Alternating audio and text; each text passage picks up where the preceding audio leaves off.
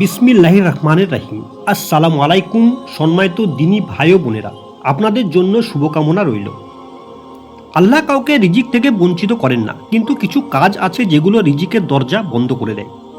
রিজিক বাড়ে যখন মানুষ তাকে অবলম্বন করে। আল্লাহ বলেন যে আল্লাহকে ভয় করে তিনি তার জন্য রিজিকের এমন রাস্তা খুলে দেন যা সে কল্পনাও করতে পারে না।